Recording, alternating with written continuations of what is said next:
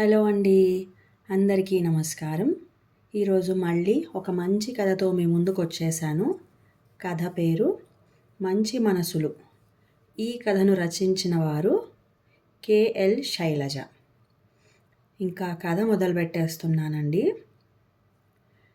పెళ్ళింట్లో మామిడాకులు, అరటి స్తంభాలు, మల్లెపూలు, బంతిపూల పరిమళాలు ఇంకా వీడలేదు. కొత్త కోడలికి తలకు సాంబ్రాణి వేస్తోంది అలివేలు. కుర్చీలో కూర్చుని కొంచెం ఇబ్బందిగా చూస్తోంది రమ్య. నెలకొక్కసారైనా తలకు ఇలా సాంబ్రాణి పొగ వేసుకుంటే జుట్టు మంచి వాసన వస్తూ ఉంటుంది రమ్య అంది అలివేలు. అలాగే అత్తయ్య గారు అని తలూపింది రమ్య. ఇంతలో టిఫిన్ పెడుతున్నానని వంటావిడ పిలవడంతో రమ్య, వంశీతో పాటు రమ్య వాళ్ళ పేరెంట్స్ కూడా డైనింగ్ టేబుల్ దగ్గర కూర్చున్నారు. అమ్మ, కారం దోశలా అన్నాడు వంశీ ప్లేట్ దగ్గరకు లాక్కుంటూ. అవును నాన్న, నీకు ఇష్టం కదా అందుకని చేశాం అంది అలివేలు కారం చట్నీలో నెయ్యి వేస్తూ. రమ్య ప్లేట్లో నెయ్యి వేయబోతే రమ్య వద్దండి అంది చెయ్యి అడ్డుపెడుతూ. అయినా అలివేలు వినకుండా కారం చట్నీలో నెయ్యి వేసుకుంటే కారం తగ్గి రుచిగా ఉంటుందమ్మా అంది ఒక స్పూన్ నెయ్యి వేస్తూ. రమ్య మౌనంగా ఉండిపోయింది. మధ్యాహ్నము వియ్యాల వాళ్ళు కొడుకు కోడలు రెస్ట్ తీసుకుంటూ ఉంటే తను మాత్రం త్వరగా లేచి ఉదయం ఆరేసిన బట్టలను మడతలు వేసి పెట్టింది. సాయంత్రం స్నాక్స్ కోసము పచ్చిమిరపకాయల్లో పప్పులు, వాము, ఉప్పు మిక్సీ వేసిన పొడిని కూరబెట్టి రెడీగా ఉంచింది. అందరూ లేవగానే శనగపిండి కలిపి బజ్జీలు వేసింది. టీ రెడీ చేసింది. అయ్యో, నేను కూడా చేస్తానండి, మీరొక్కరే ఎందుకు చేస్తున్నారు అత్తయ్య గారు అంది రమ్య నొచ్చుకుంటూ అత్తగారు చేసిన టిఫిన్ చూసి. పర్వాలేదులే అమ్మా, టిఫిన్ తిని మీరు అలా పార్క్కి వెళ్ళిరండి అంది అలివేలు తనేం కష్టపడలేదన్నట్లు. బజ్జీలు బాగున్నాయమ్మా అన్నాడు వంశీ. మిరపకాయలు ముందుగా కొంచెం నూనెలో వాడ్చాను వంశీ, అలా చేస్తే కారం తగ్గుతుంది. ఈసారి నువ్వు చేసినప్పుడు అలా చెయ్యి రమ్య అంది రమ్యతో. అలాగేనండి అంది రమ్య గబగబా తలూపుతూ. అలా ఇల్లంతా తానే అయ్యి అన్ని పనులు చేస్తున్న వియ్యపురాలిని చూసి రమ్య వాళ్ళ అమ్మ చాలా సంతోషపడింది. అత్తగారింట్లో రమ్య పెద్దగా కష్టపడదు అని ఆమెకు అర్థమయ్యింది. రమ్య చేయాలన్నా పనేమీ మిగల్చడం లేదు అలివేలు. కొడుకు కోడలు ఇద్దరూ సాఫ్ట్వేర్ ఉద్యోగాలు చేస్తున్నారు. వేరే వేరే కంపెనీలు కనుక వెళ్ళేటప్పుడు ఒకేసారి వెళ్ళినా తిరిగి వచ్చేటప్పుడు విడివిడిగా వచ్చేవాళ్ళు. ఇదిగో రమ్య, నీ కబోర్డ్లో బుక్స్ అన్నీ సర్దిపెట్టాను చూడు. నోట్బుక్స్ విడిగా సర్దాను, నువ్వు చూసి ఇంకేమైనా ఉంటే సర్దుకో అమ్మా అంది అలివేలు రమ్యతో ఒక ఆదివారం రోజు. రమ్య ఎంఎస్ చేస్తోంది. అలివేలు మాటలు విని నువ్వెందుకమ్మా సర్దటం, రమ్య సర్దుకుంటుందిలే అన్నాడు వంశీ. పోనీలే వంశీ, కొంచెం టైం మిగిలితే రమ్య చదువుకుంటుంది కదా అంది అలివేలు రూమ్లోంచి బయటకెళ్తూ. రమ్య తల వంచుకుని మౌనంగా ఉండిపోయింది ఏమనలేక. రమ్య, ఆ సిల్క్ డ్రెస్ను కింద పెట్టకు, సిల్క్ డ్రెస్ల పైన కాటన్ డ్రెస్లు పెడితే అన్నీ జారిపోతాయి. ముందు కాటన్ డ్రెస్లు పెట్టి ఆ పైన సిల్క్ డ్రెస్లు పెడితే జారవు అంది అలివేలు ఒకరోజు రమ్య కబోర్డ్లో బట్టలు సర్దుకుంటూ ఉంటే. చేస్తున్న పని ఆపి అలాగేనండి అని పెట్టినవి తీసి మళ్ళీ అన్నీ సర్దింది ఒకంత కినుకుగానే రమ్య. ఇంకో రోజు రమ్య, మీ రూమ్లో బుక్స్ అన్నీ కింద గోడ పక్కనున్నాయి.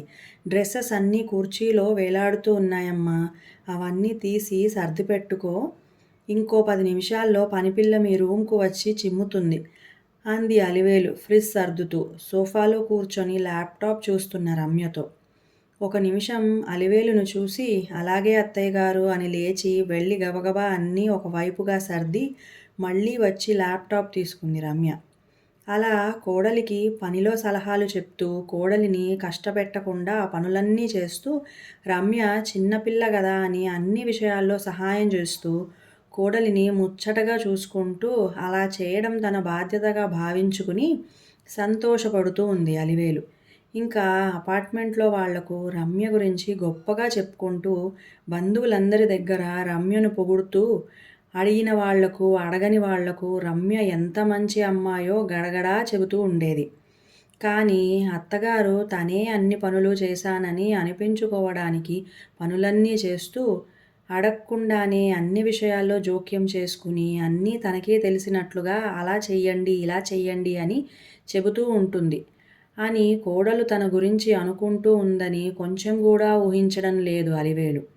తనలాగా కాదు, కోడలు ప్రైవసీ కోరుకుంటుందని మాత్రం ఎప్పటికీ తెలుసుకోలేదు. రమ్య తన విసుగు బయటికి కనిపించకుండా గడుపుకొస్తూ ఉంది. అలా 2 సంవత్సరాలు గడిచాయి. ఒకరోజు ఫ్రిడ్జ్‌లో కూరలు తీస్తున్న రమ్యతో అలివేలు, రమ్య పచ్చి కొబ్బరి చిప్పలు డీప్ ఫ్రిడ్జ్‌లో ఉంచి కావలసినప్పుడు ఒక గంట ముందు బయట పెడితే సులభంగా కొబ్బరి ఊడొస్తుంది అంది పచ్చిమిర్చి తొడిమలు తీస్తూ.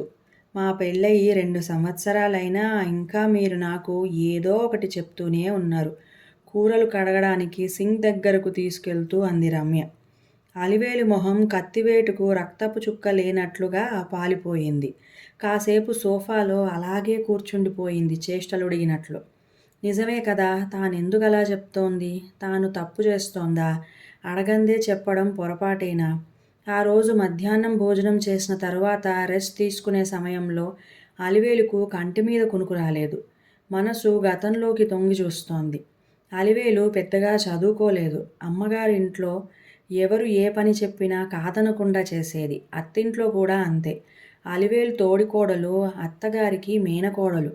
అందుకని తోడికోడలికి అత్తగారు ఏ పని చెప్పేవారు కాదు. అలివేలు అదంతా ఏమీ ఆలోచించేది కాదు. తలొంచుకుని పనిచేస్తూ ఉండేది. అత్తగారు అలివేలుతో తక్కువగా, అది రాజసంగా మాట్లాడుతూ మేనకోడలిని పక్కన కూర్చోబెట్టుకుని కబుర్లు చెబుతూ ఉండేది. అలివేలుకు ఒంటరితనంగా అనిపించేది. చిరుతిండ్లు కూడా అలివేలుకు తెలియకుండా మేనకోడలికి ఇస్తూ ఉండేది అత్తగారు. అలివేలు చూసి చూడనట్లుండేది. అలివేలు చూలింత బాలింతైన కూడా అత్తగారిస్తే తినడమే తప్ప తనకై తాను తీసుకుని తినేదే కాదు. పల్లెటూరు నుంచి వచ్చిన తోడికోడలు కారం పచ్చళ్ళు బాగా తినేది. అలివేలుకు నెయ్యి లేకుండా అంత కారంగా ఉన్న పచ్చడి తినడం ఇబ్బందిగా ఉండేది. అందరూ భోజనానికి కూర్చున్నప్పుడు మొహమాటంగాని నెయ్యి వెయ్యమని అడిగితే, నెయ్యి అంట, ఆ లోపల గూట్లో ఉంది, తీసి వెయ్యమ్మా చిన్న కోడలికి అని దీర్ఘం తీస్తూ అనేది అత్తగారు. మేనకోడలితో అందరి ముందు ఆమె అలా చెప్తుంటే అలివేలుకు ఇబ్బందిగా ఉండేది. ఇంటికి వచ్చిన బంధువులు అలివేలు పట్ల అత్తగారు నిర్లక్ష్య ధోరణితో ఉండటం గమనించిన ఆమె నోటికి జడిసి ఎవ్వరూ ఇదేమిటని అడిగేవారు కాదు. అత్తగారు చూడకుండా అలివేలును సముదాయిస్తూ ఉండేవారు. అలివేలు అత్తగారి గురించి ఎవ్వరికీ ఏమీ చెప్పేది కాదు. కొన్ని వంటలు చేసే పద్ధతిలో కిటుకులు కూడా అలివేలుకు చెప్పకుండా మేనకోడలికి రహస్యంగా చెప్తుండేది అత్తగారు. పల్లెటూరులో అందరి ముందు అలివేలుకు గర్వం ఎక్కువ అందుకే అందరితో మాట్లాడదని చెప్తూ ఉండేది. అలివేలుకు చీరలు, బంగారం వాళ్ళ అమ్మ వాళ్ళు ఎక్కువగా ఇచ్చినందున అత్తగారికి తక్కువగా ఉండడం వలన అలివేలును చూసి ఉక్రోషపడేది. ఇవేమీ తెలియక అత్తగారు తననెందుకు వేరు చేస్తుందో అర్థం కాక అలివేలు నలిగిపోతూ ఉండేది పాపం. తాను మేనకోడలు కాకపోవడం తన పొరపాట అనుకుంటూ ఉండేది. అలా అడుగడుగునా అత్తింట్లో అలివేలు ఇబ్బంది పడి ఉన్నందున తనపై కావాలని ద్వేషాన్ని పెంచుకున్న అత్తగారిని చూస్తూ పెరిగిన అలివేలు తన కోడలిని తాను ఒక స్నేహితురాలుగా ముచ్చట్లు మాట్లాడుకుంటూ చూసుకోవాలని, అన్ని పనులు చేసి పెడుతూ వంటలో తనకు తెలిసిన మెలకువలన్నీ చెప్పాలని, సలహాలు సూచనలు ఇస్తూ ఇబ్బంది పెట్టకుండా ఉండాలని మనసులో అనుకుంటూ ఉండేది. అందుకే కొడుకు పెళ్ళవగానే రమ్యను ఆప్యాయంగా చూసుకోవడం మొదలుపెట్టింది. కానీ అది రమ్యకు కష్టంగా ఉంటోందని ఆలోచించలేకపోయింది. అలా చాలాసేపు ఆలోచిస్తూ కూర్చున్న అలివేలు 3 గంటలకు ఇంటికి వచ్చిన రమ్యను చూడగానే, అయ్యో, ఇంత ఎండలో వచ్చావెందుకు రమ్య, ఒక గంట ఆగి రావాల్సింది అంటూ పల్చటి మజ్జిగలో నిమ్మకాయ, ఉప్పు, కొత్తిమీర వేసి తెచ్చిచ్చింది. రమ్య తనను ఎదిరించి మాట్లాడింది. రమ్యను దూరంగా ఉంచాలి అని అలివేలు ఆలోచించనే లేదు. ఆ రోజు సాయంత్రం వచ్చిన పెద్దమ్మ కూతురు ఉమను చూసి మధ్యాహ్నం రమ్య మాటల వల్ల పడిన ఇబ్బందిని పూర్తిగా మర్చిపోయింది. మళ్ళీ మామూలుగానే పనిచేస్తూ ఉమతో బంధువులందరి సంగతులు మాట్లాడుతూ ఇంట్లో పనంతా ఇంతకు ముందులాగానే చేస్తూ ఉండిపోయింది.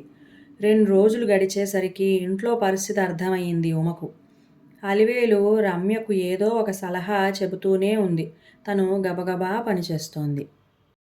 అయ్యో రమ్య, పైజమాకు ఇస్త్రీ లేదు, ఉండు, 5 నిమిషాల్లో ఇస్త్రీ చేసిస్తా అంటూ స్నానానికి వెళ్ళడానికి సోఫా మీద రమ్య పెట్టుకున్న పైజామా తీసుకెళ్ళి ఐరన్ చేసి తెచ్చింది. రమ్య ఉదయం వెళ్ళేటప్పుడే మధ్యాహ్నం లంచ్ బాక్స్తో పాటు సాయంత్రం స్నాక్స్కు కూడా పండ్లు లాంటివి ఏవో పెట్టిస్తూ ఉంది అలివేలు. రమ్య ఒక్కో రోజు తింటోంది, ఒక్కో రోజు వెనక్కు తెచ్చేస్తుంది. అది చూసి అయ్యో తినలేదే అంటూ వాపోతున్న అలివేలును వింతగా చూసింది ఉమ. రమ్య ఏమీ అనకుండా అలా ఒకసారి చూసి వెళ్ళిపోయింది. ఆ చూపులో కొంచెం విసుగు కూడా ఉందా అనిపించింది ఉమకు. ఇద్దరి మధ్య ఏదో ఇబ్బంది ఉందని అనిపించింది. పాపం అలివేలు పనిచేసి కూడా నిర్లక్ష్యానికి గురవుతోందే అని బాధపడింది ఉమ.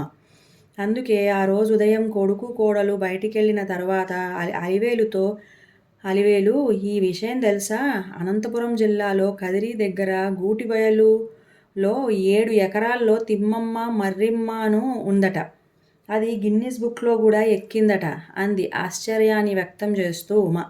అవునా అంది ఏమాత్రం ఉత్సాహం చూపించకుండా అలివేలు. మళ్ళీ కొద్దిసేపటికి అలివేలు, కోడలిని ఎంత బాగా చూసుకుంటున్నావే అంది ఉమ. అలివేలు చిన్నగా నవ్వింది. కానీ అందులో సంతోషం కనిపించలేదు ఉమకి. ఇంతకుముందు ఫోన్ చేసినప్పుడు కోడలిని బాగా చూసుకుంటున్నావా అని అడిగితే తను కోడలికి ఏ పనులు ఎంత బాగా చూస్తున్నది గలగలా చెప్తుండేది. ఇప్పుడు ఆమె నవ్వులో నిర్లిప్తత కనిపిస్తోంది. అలివేలు అత్తింట్లో ఎలా నిర్లక్ష్యానికి గురైందో అలివేలు చెప్పిన దానికంటే ఎక్కువగానే తెలుసు ఉమకు. వీళ్ళు వెళ్ళినప్పుడు గమనిస్తూ ఉండేవాళ్ళు. వియ్యపురాలిని ఏమీ అనలేక మౌనంగా కళ్ళనీళ్లు పెట్టుకునేది అలివేలు వాళ్ళమ్మ. ఇప్పుడు తన కోడలి దగ్గర కూడా అలివేలుకు ఇబ్బందిగానే ఉందా అనిపించింది. అందుకే అలివేలు ఇబ్బందిని కనుక్కుని ఆ ఇబ్బందిని తను కొంచెమైనా తీర్చే ప్రయత్నం చెయ్యాలనుకుంది ఉమ. నువ్వు చక్కగా చూసుకుంటున్నావు, బానే ఉంది. కానీ నువ్వలా చూస్తున్నందుకు రమ్య సంతోషపడుతోందా లేదా అని ఎప్పుడైనా గమనించావా? ఉమా మాటలు పూర్తవకుండానే అలివేలు కళ్ళల్లో నీళ్లు తిరిగాయి. కళ్ళనీళ్లు తుడుచుకుంది గాని ఏమీ చెప్పలేదు. నువ్వేమీ చెప్పొద్దు గాని రమ్యకి ఇష్టం ఉందా లేదా అని గమనించుకొని చేసుకో. లోపం లేని వాళ్ళు లోకంలోనే ఉండరట. అయినా నువ్వు కూడా పెద్దదానివయ్యావు, కొంచెం రెస్ట్ తీసుకుంటూ ఉండు. వాళ్ళకేదైనా అవసరమై అడిగితే కాదనకుండా చెప్పు. అంతవరకు చాలు కదా, వాళ్ళని ఇబ్బంది పెట్టకు. అలివేలు భుజం మీద చెయ్యి వేసి అనునయంగా అంది ఉమ. అవును, అలాగే చెయ్యాలి అన్నట్లు నెమ్మదిగా తల ఊపింది అలివేలు. ఆ రోజు సాయంత్రం రమ్య దగ్గరకు వెళ్ళి మాటల మధ్యలో, రమ్య, అలివేలు నువ్వడిగినా అడుక్కున్నా, నువ్వు విన్నా వినక్కున్నా ఏదో ఒకటి చెబుతూనే ఉంటుంది. నీకు విసుగ్గా లేదా అని అంది నవ్వుతూ ఉమ. రమ్య ఒక్క నిమిషం ఉమా వైపు చూసి చిన్నగా నవ్వింది. కానీ ఏమీ చెప్పలేదు. రమ్య అలివేలు వాళ్ళ అమ్మ వాళ్ళింట్లో అందరిలో నవ్వుతూ గలగలా మాట్లాడుతూ తిరిగేది. కానీ అలివేలు అత్తగారు అలివేలుతో ముక్తసరిగా మాట్లాడుతూ, మేనకోడలైన తన పెద్ద కోడలతో మాత్రం ఎక్కువగా మాట్లాడుతూ అన్ని విషయాలు ఆ కోడలికే చెబుతూ తిండి తిప్పలు కూడా సరిగ్గా పెట్టకుండా అలివేలును వేరుగా చూసింది. అందుకే అలివేలు తన కోడలికి తాను పడ్డ కష్టాలు రాకూడదని, నిన్నొక స్నేహితురాలుగా చూసుకోవాలని, నిన్ను అభిమానంగా చూస్తూ, నీకు ఇష్టముందో లేదో గమనించుకోకుండా నీకు సహాయం చేయాలనే ఉద్దేశ్యంతో నీ పర్సనల్ పనుల్లో కూడా జోక్యం చేసుకుంటోంది. అంతేగాని నిన్ను అదుపులో పెట్టాలని కాదమ్మా.